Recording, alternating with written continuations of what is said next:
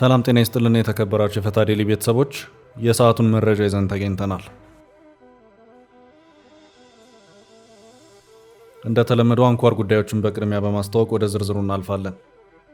ግብጽ በምዕራብ ኢትዮጵያ በኩል የሱዳንን የእርስ በእርስ ጦርነት ወደ ኢትዮጵያ ለመግፋት እየተጣጣረች ነው ሲል በአፍሪካው ቀንድ ላይ ተከታታይነት ያላቸው ትንታኔዎችን የሚያስነብበው ሆርን ሪቪው ማስታወቁን የተመለከተ አጠር ያለ መረጃንም አካተናል።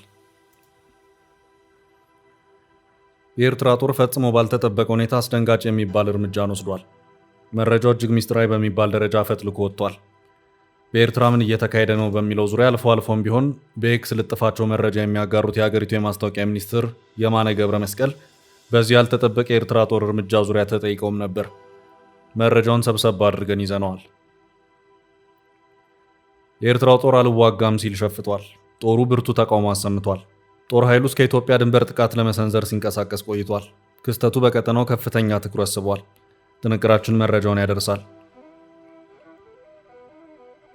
የኤርትራው ፕሬዝዳንት ኢሳያስ አፈወርቂ አስተዳደር ያሰራቸውን የውጭ ሀገር ዜጎች መልቀቁ ተሰምቷል። ለወራት በስጋት ተፈርጀው የታሰሩት ዜጎች ተለቀዋል። አጠር ያለ መረጃ እናደርሳለን። በእስር ላይ የነበሩ የፓርላማ አባል በዋስ ተለቀቁ። ከ2 ዓመት በፊት የአማራ ክልልና የፌዴራል መንግስታትን በኃይል ለማስወገድ ተንቀሳቅሰዋል በሚል የሽብር ወንጀል ክስ ከተመሰረተባቸው ግለሰቦች መካከል 3 ሰዎች በዋስትና መለቀቃቸው ተሰምቷል። የተለቀቁ ፖለቲከኞች ማንነት የሚገልጽ መረጃ ይዘናል። በአማራ ክልል በሰሜን ተራሮች የሚኖሩት የአውራምባ ማህበረሰብና አባላት በክልሉ ባለው ግጭት የተነሳ የህልውና አደጋ ውስጥ መግባታቸው ተዘገበ።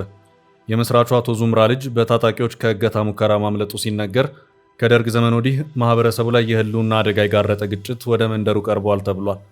ዘገባውን የምንመለከት ይሆናል። ከሶማሌላንድ እውቅና ጋር በተያያዘ ጭንቅ ውስጥ የሚገኘው የሶማሊያ አስተዳደር ወርቃማ ዕድል አግኝቷል።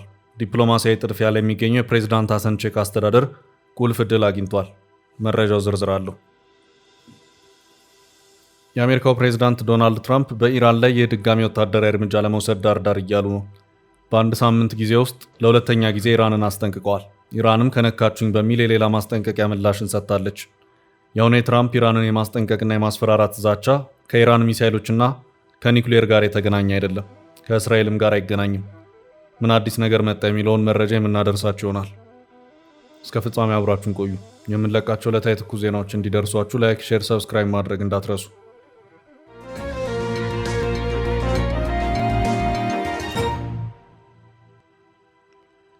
የኤርትራ ጦር አስደንጋጭ እርምጃ። የኤርትራ ጦር ያልተጠበቀና አስደንጋጭ እርምጃ ወስዷል። መረጃው በአውሮፓ በኩል ሾልኳል። ጦሩ በአገሩ ዜጎች ላይ የወሰደው እርምጃ ነው። የአገሪቱ ፖሊስ ሳይቀር ከተፈጠረው ክስተት ጋር በተያያዘ ምርመራዎችን ለማካሄድ ያደረገው ሙከራ ሳይሳካለት ቀርቷል። ከዚሁ ጋር በተያያዘም የአንድ መንደር ሰዎች ለወሬ ነጋሪ ሳይቀሩ ተለቃቅመው በአንድ ወታደራዊ ካምፕ ውስጥ እንዲታሰሩ የተደረገ መሆኑን የዛሬው የቢቢሲ ዘገባ አመልክቷል። ሰሞኑን ለዓመታት እስር ላይ የቆዩ ዜጎችን በመፍታቱ በርታ ቀጥል የሚል ማበረታቻ ሲሰጥ የነበረው የኤርትራ መንግስት 80 የሚሆኑ የአንድ መንደር ነዋሪዎችን በአጠቃላይ ሰብስቦ በአንድ ወታደራዊ ካምፕ ውስጥ ያሰረ መሆኑ ታውቋል። የመረጃው ምንጭ ቢቢሲ የትግርኛው ክፍል ነው። በኤርትራ በኩል ካለው ጥብቅ የመረጃ አፈን አንጻር መረጃውን ማግኘት እጅግ ከባድ በመሆኑ ቢቢሲ ዘገባውን ያጠናቀረው ውጭ ከሚገኙ ኤርትራውያን የታሳሪዎች ቤተሰብ ነው። በዚህ መሰረትም በአውሮፓ ከሚኖሩ ኤርትራውያን ዲያስፖራዎች መረጃውን ያሰባሰበው ቢቢሲ ለነዋሪዎቹ የጅምላ እስር ምክንያት መሆኑን ያመለከተው አንድ የጋሽ በርካ ታዳጊ ወጣት በሀገሪቱ ወታደሮች በመገደሉ ነው።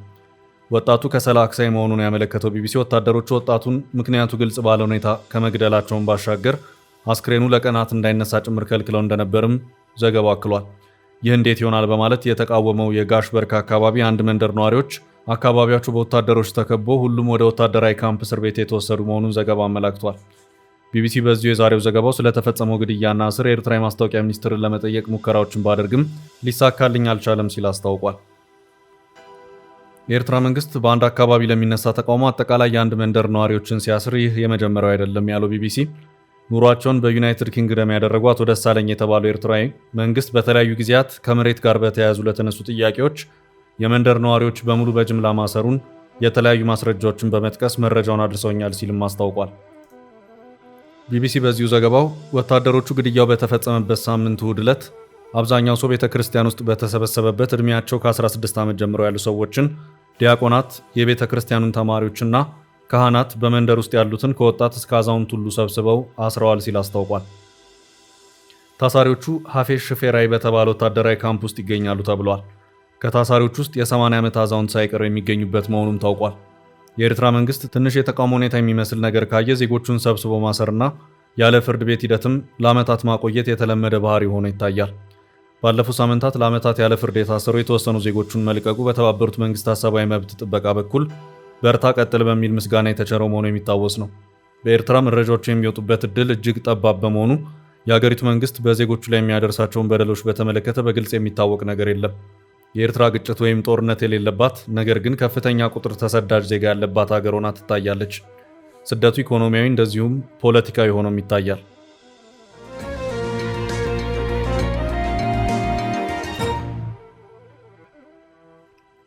በሌላ መረጃ የኤርትራው ጦር አልዋጋም አለ።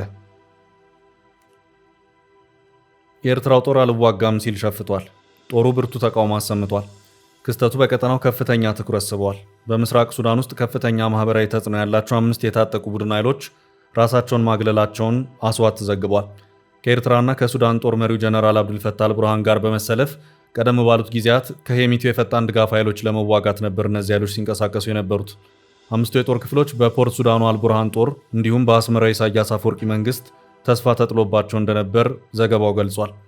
5ቱ የጦር ኃይሎች የነጻነትና የፍትህ ህዝባዊ ግንባር በኤርትራ ግዛት ቀርማይካ ክልል ውስጥ የሚገኝ ብሔራዊ ፍትህና የልማት ንቅናቄና የአልቤጃ ኮንፈረንስ በኤርትራ ውስጥ ኩሊፕ ክልል ውስጥ የሚገኙ፣ በሌላ በኩል ደግሞ የምስራቅ ሱዳን የነጻነት ንቅናቄ በካአላላ ከተማ ሰፍሮ የሚገኝ መሆናቸው ተገልጿል። በቅርቡም በምስራቅ ሱዳን እስከ ኢትዮጵያ ድንበር ውጊያ ለመክፈት ሲንቀሳቀሱ መቆየታቸውን የተገለጸው።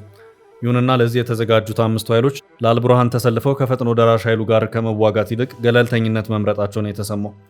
የእነዚህ ኃይሎች የኔ በልጥ ሽኩቻ እንዲሁም የኤርትራን አካሄድ የመጠራጠር አዝማሚያ በሱዳን ኃይሎችና በአልቡርሃን ጦር ውስጥ በሚገኙ ክፍሎች ጭምር አስጊ ስሜት እያሳደረ መሆኑ በምክንያትነት ተጠቅሷል። ሰሞነኛው የሱዳን የኃይል አሰላለፍ ለአልቡርሃን ጦር ከፍተኛ አደጋና ክፍተት መፍጠሩ እየተገለጸም ነው። የተለያዩ ግዛቶችን በፈጥኖ ደራሽ ጦሩ ተነጥቆ የምስራቁን ድንበር አስጠብቆ ቆይቶ የነበረው የአልቡርሃን ብሔራዊ ጦር አልዋጋም ባሉት 5 ኃይሎች ላይ አስቀድሞ የነበረው ተስፋን የሸረሸረና አደጋ የደቀነ መሆኑን የአካባቢው ምንጮች ተንትነዋል። ፖርት ሱዳን በአሁኑ ወቅት ጀነራል አልቡርሃን የሚመራው የሱዳን ጦር ሳፍ መቀመጫና የሀገሪቱ ዋና የንግድና የሎጂስቲክስ መግቢያ መሆኑ ይታወቃል። ጦርነቱ በካርቱም ላይ ያደረሰውን ኪሳራ ተከትሎ ወደ ውጭ የሚላኩና የሚገቡ የንግድ ብሎም የጦር ሎጂስቲክስ የሚተላለፉበት የሱዳን ብቸኛ የባህር በር ናት። ኤርትራ በጀነራል አልቡርሃን ለሚመራው የሱዳን ጦር ግልጽና ጽኑ ድጋፍ ትሰጣለች በሚል ከዚህ ቀደም የተለያዩ ሪፖርቶች ይፋ ሆነዋል። ይህ ድጋፍ ወታደራዊ እርዳታዎችን፣ የሎጂስቲክስ አቅርቦቶችንና የኤርትራ የጦር መርከቦች በፖርት ሱዳን አካባቢ መገኘታቸውን ሊያካትት ይችላል ተብሎ ይታመናል። የአፍሪካ ጉዳዮችን የሚከታተለው የቢቢሲ ቁጥጥር ቢቢሲ ሞኒተሪንግ ኤርትራ ለሱዳን ጦር ሰራዊት ቁልፍ አጋዥ ናት ብሏል። እንደ መገናኛ አውታሮች ዘገባም ከሱዳን ጦር ሰራዊት ጋር አብረው የሚሰሩ ቡድኖች ከፈጥኖ ደራሽ ኃይል አርኤስኤፍ ጋር የሚደረገውን ውጊያ ከመቀላቀላቸው በፊት ኤርትራ ውስጥ ስልጠና ይወስዳሉ። አሁን ላይ አናዋጋም ሲሉ ከስምምነት ላይ የደረሱት 5ቱ የጦር ኃይሎች በኤርትራ የሰለጠኑ መሆናቸውን የተመላከተው።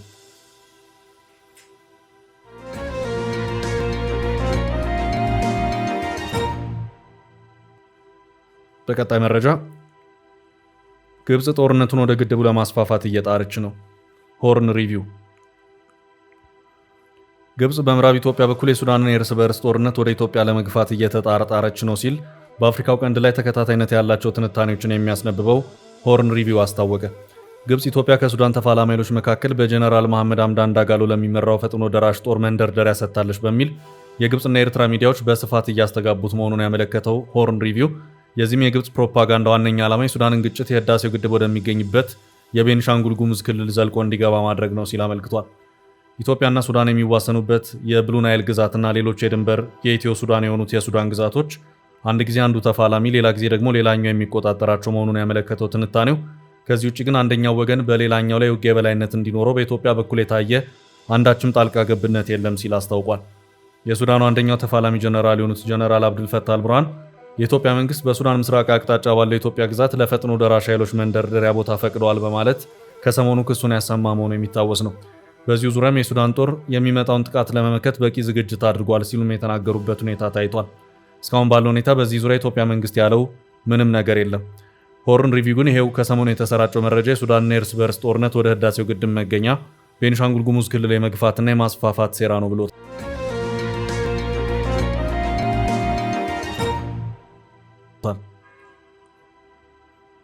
በቀጣይ ርዕስ ከኤርትራ የተለቀቁት እስረኞች።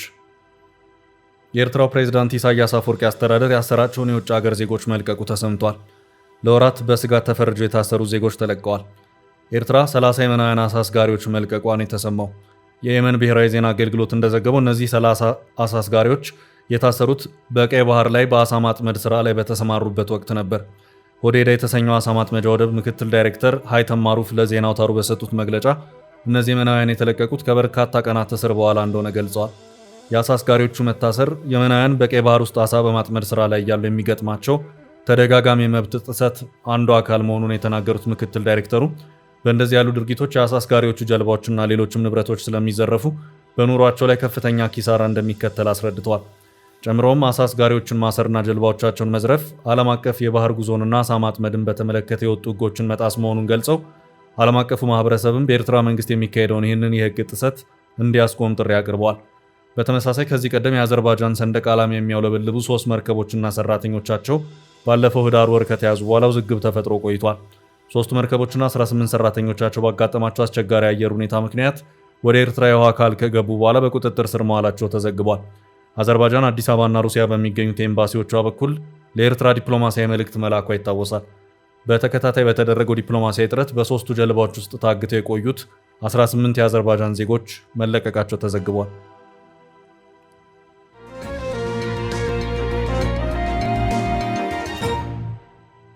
ወደ ቀጣይ ርዕስ አለፍን። በዋስ የተለቀቁ ፖለቲከኞች። የአማራ ክልልንና የፌዴራል መንግስታትን በኃይል ለማስወገድ ተንቀሳቅሰዋል በሚል የሽብር ወንጀል ክስ ከተመሰረተባቸው ግለሰቦች መካከል 3 ሰዎች በዋስትና መለቀቃቸው ተሰማ። ከሰሞኑ እያንዳንዳቸው 200 ሺህ ብር ዋስትና በማስያዝ ከተለቀቁት ተከሳሾች ውስጥ የኢዴፓ ከፍተኛ አመራርና የፓርላማ አባል የነበሩት አቶ አብዱራህማን አህመዲን እንደሚገኙበት ኢትዮጵያ ኢንሳይደር ዘገባ አመልክቷል። እንዲሁም ከፓርላማ አባሉ ጋር አብረው የተከሰሱት አቶ መኮንን ደሳለኝና አቶ ግዛቸው ታምር በዋስ መፈታታቸውን የተከሳሽ ጠበቃ ገልጸዋል። የፌዴራል አቃቤ ሕግ አቶ አብዱራህማንን ጨምሮ በ23 ተጠርጣሪዎች ላይ ክስ የመሰረተው በሰኔ ወር 2016 ዓ.ም ነበር። ተከሳሾቹ ንስር አማራ መረጃና ደህንነት አገልግሎት በሚል ስያሜ የአማራ ህዝባዊ ኃይል ፋኖ ህቦ አደረጃጀትን በአዲስ አበባ ከተማ ላይ አደራጅቶ እንደነበር፣ እንደዚሁም የመንግስት የጸጥታ ኃይሎችን መረጃ ለፋኖ ኃይሎች አሳልፈው በመስጠት ጥቃት እንዲደርስ በማድረግ የተከሰሱ ሲሆን ባለስልጣናትን ኢላማ በማድረግ እንዲሁም መንግስትን በኃይል ከስልጣን ለማውረድ ሲሰናዱ እንደነበር በአቃቤ ሕግ ክስ የቀረበባቸው ናቸው። ለእስር ከተዳረጉ 2 ዓመት ሊሞላቸው ከ3 ወራት ያነሰ ጊዜ የሚቀራቸው ተከሳሾቹ በፌዴራል ከፍተኛ ፍርድ ቤት ሲከራከረው የቆዩ ሲሆን ከወራት በፊት አቃቤ ሕግ ክሱን አሻሽሎ ካቀረበ በኋላ በከሳሽና በተከሳሾች መካከል ካለፈው ህዳር ወር አጋማሽ የዋስትና ክርክር ተደርጓል። የግራ ቀኙን ክርክር ያዳመጠው የፌዴራል ከፍተኛ ፍርድ ቤት ችሎት የጸረ ሽብር ድንጋጌ የዋስትና መብት የማያስከለክል በመሆኑ ክሳቸውን በውጭ ሆነው እንዲከታተሉ ለ3ቱ ደንበኞቻቸው ዋስትና መፍቀዱ ታውቋል። በዚህ መሰረት ተከሳሾቹ የ200 ሺህ ብር ዋስትና በመክፈል በዚያን ዕለት ከቂሊንጦ ማረሚያ ቤት መለቀቃቸው የተገለጸ ሲሆን ሆኖም ተከሳሾቹ በማረሚያ ቤቱ በር ላይ ሲጠብቋቸው ነበር በተባሉ የፌዴራል ፖሊስ አባላት ተይዘው ለቀናት ያሉበት ሳይታወቅ ቆይተው እንደነበር ጠበቃቸው መግለጻቸውን ኢትዮጵያ ኢንሳይደር ዘገባ አመልክቷል።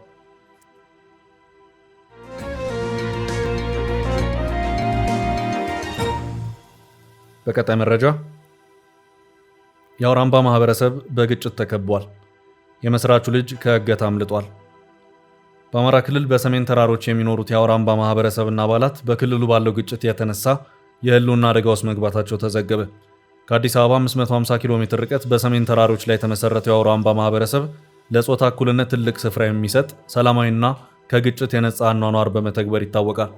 እንደ አውሮፓ አቆጣጠር በማህበረሰቡ መሪ አቶ ዙምራ ኑሩ አማካይነት በ1970ዎች ውስጥ የተመሰረተው ማህበረሰቡ አሁን ላይ ከ500 እስከ 600 የሚደርሱ አባላት እንዳሉት ይገመታል። ታዲያ የአውራምባ ማህበረሰብ አኗኗር በክልሉ ግጭት የተነሳ ስጋት ውስጥ መግባቱን ኢሮኒውስ የዜና ምንጭ ዘግቧል። የማህበረሰቡ አባላት ጥይት በአጠገባችን እያለፈ መኖራችንን በስጋት ቀጥለናል ማለታቸው ተሰምቷል።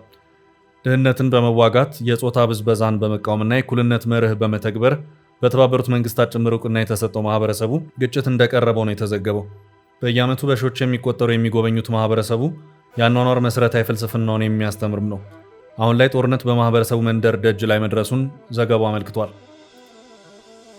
የማህበረሰቡ የጸጥታ ሁኔታ ባለፉት 2 ዓመታት ውስጥ እየተባባሰ መጥቶ አሁን ላይ አደጋው መስፋቱን የተነገረው የማህበረሰቡ ትምህርት ቤቶች እንዲዘጉ መገደዳቸውን እንዲሁም የማህበረሰቡ አባላት መንደሩን ጥሎ የመሄድ አደጋ ውስጥ መግባታቸውን ለዜና ምንጩ ገልጸዋል።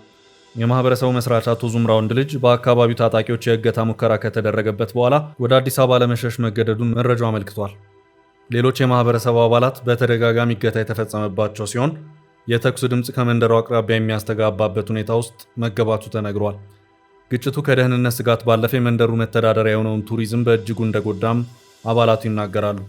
በክልሉ ከተከሰተው ግጭት በፊት በየዓመቱ መንደሩን ከ14000 በላይ ጎብኚዎች ይጎበኙት የነበረ ሲሆን እነዚህ ጎብኚዎች በማህበረሰቡ በእጅ የሚሰሩ ዕደ ጥበባትን በመግዛት ለመንደሩ ከፍተኛ መተዳደሪያ አማራጭ ነበሩ። ባለፉት 5 ዓመታት ግን የጎብኚዎች ቁጥር የለም በሚባል ደረጃ መውረዱን አባላቱ ይገልጻሉ።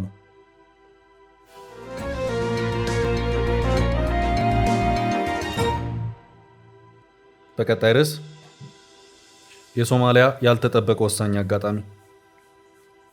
ከሶማሌላንድ እውቅና ጋር በተያያዘ ጭንቅ ውስጥ የሚገኘው የሶማሊያ አስተዳደር ወርቃማ ዕድል አግኝቷል። ዲፕሎማሲያዊ ጥድፊያ ላይ የሚገኘው የፕሬዝዳንት ሐሰን ሼክ አስተዳደር ቁልፍ ዕድል አግኝቷል። የሶማሊያ ፌዴራላዊ ሪፐብሊክ የተባበሩት መንግስታት ድርጅት የጸጥታው ምክር ቤት በየወሩ የሚቀይረውን የፕሬዝዳንትነት መንበር ለጎርጎሮሳውያኑ ጥር ወር በይፋ ተረክባለች። ይህ ስኬት ሀገሪቱ ዓለም አቀፍ ሰላምና ጸጥታን የማስከበር ኃላፊነት ያለበትን ዓለም አቀፍ ተቋም እንድትመራ ዕድል የሰጠ ሲሆን ሀገሪቱ በዲፕሎማሲው መስክ እያሳየች ያለውን ለውጥ የሚያረጋግጥ ታሪካዊ ክስተት ተደርጎ ተወስዷል።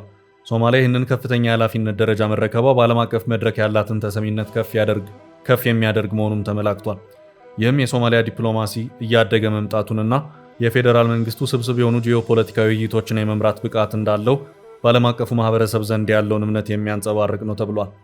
ለሚቀጥለው 1 ወር የሶማሊያ ልዑካን ቡድን የምክር ቤቱን አጀንዳዎች የሚመራ ሲሆን ሁሉንም ስብሰባዎች በሰብሳቢነት በመምራት በ15ቱ አባል ሀገራት መካከል ዓለም አቀፉ ማህበረሰብ የሚነኩ ጉዳዮች ላይ ውይይቶች እንዲያደርጉ ያመቻቻል።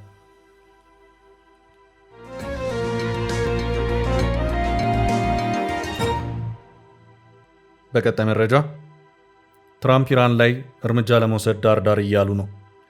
የአሜሪካው ፕሬዝዳንት ዶናልድ ትራምፕ በኢራን ላይ ድጋሚ ወታደራዊ እርምጃ ለመውሰድ ዳርዳር እያሉ ነው። ፕሬዝዳንቱ ጠቅላይ ሚኒስትር ኔታንያሁ በአሜሪካ በነበሩበት ወቅት ኢራን በኒኩሌር ማበልጸግና በሚሳኤል ማምረት ስራዎቿ ከቀጠለች አሜሪካ ወታደራዊ እርምጃ ለመውሰድ ትገደዳለች ያሉ መሆኑ የሚታወስ ነው። ፕሬዝዳንት ዶናልድ ትራምፕ በቀናት ልዩነት ውስጥ አሁንም በድጋሚ በኢራን ላይ ወታደራዊ እርምጃ ለመውሰድ የምንገደድበት ሁኔታ እየተፈጠረ ነው ሲሉ ማስታወቃቸውን የሮይተርስ የዜና ወኪል አስታውቋል። ትራምፕ ለዚህኛው ሁለተኛው ዛቻቸው ምክንያት አድርገው ያቀረቡት በኢራን የተቀሰቀሰውን ህዝባዊ አመጽ በማስታከክ ነው። በኢራን ከሀገሪቱ ገንዘብ የመግዛት አቅም ማሽቆልቆልና የኑሮ ውድነት ጋር በተያያዘ ህዝቡ ለተቃውሞ አደባባይ እየወጣ ሲሆን የኢራን መንግስት አመጹን ለመቆጣጠር እየወሰዳቸው ባሉት ጠንካራ እርምጃዎች ጋር በተያያዘም በርካቶች የአካል ጉዳት ሲደርስባቸው ቁጥራቸው ያልታወቁ ሰዎችም የተገደሉ መሆኑ ታውቋል። ትራምፕም አሜሪካ በኢራን ላይ እርምጃ ለመውሰድ ትገደዳለች ያሉትም ከዚሁ ጋር በተያያዘ ነው። ትራምፕ በዚሁ እርምጃ ወስዳሉ ያሉበት ዛቻቸውን ያስነበቡት ትሩዝ በተባለው የማህበራዊ ትስስር ገጻቸው ላይ ነው። ትራምፕ በዚሁ መልእክታቸውም የኢራን መሪዎች እንደ ልማዳቸው ሰላማዊ ተቃዋሚዎችን በጥይት የሚገሉ ከሆነ አሜሪካ ልትታደጋቸው ጣልቃ ትገባለች ሲሉም አስታውቀዋል። የትራምፕን ወታደራዊ ዛቻ ተከትሎም በኢራን በኩል ፈጣን ምላሽ ተሰጥቷል። የመንፈሳዊ መሪ አያቶላ አሊ ሆሚኒ ከፍተኛ አማካሪ አሜሪካ በኢራን ጉዳይ ጣልቃ ለመግባት ከሞከረች በመካከለኛው ምስራቅ ውስጥ ከፍተኛ ቀውስ ይከሰታል ሲሉ በሰጡት ምላሽ አስጠንቅቀዋል። በኢራን የኑሮ ውድነትና ኢኮኖሚ ውድቀትን ተከትሎ ባለፈው እሁድ በዋና ከተማዋ ቴህራን የተነሳው በአሁኑ ሰዓት ወደ ተለያዩ አገሪቷ ክፍሎች እየተስፋፋ የሚገኝ ሰልፍ ሲሆን ሰልፈኞችም እንደዚሁ የጸጥታ ኃይሎችም በግጭቶቹ ጉዳቶችን እያስተናገዱ ይገኛሉ። ውድ ቤተሰቦቻችን ለዛሬ ያዝንላችሁን ርዕሰ ጉዳዮች እዚህ ላይ ቋጨን። ላይክ፣ ሼር እና ኮሜንት በማድረግ ለቻናላችን ድጋፋችሁን መግለጽ እንዳትዘነጉ እያልን ከሌሎች መረጃዎች ጋር ደግመን እስክንገናኝ ቸር ያሰማን ስንል ተሰናበትን።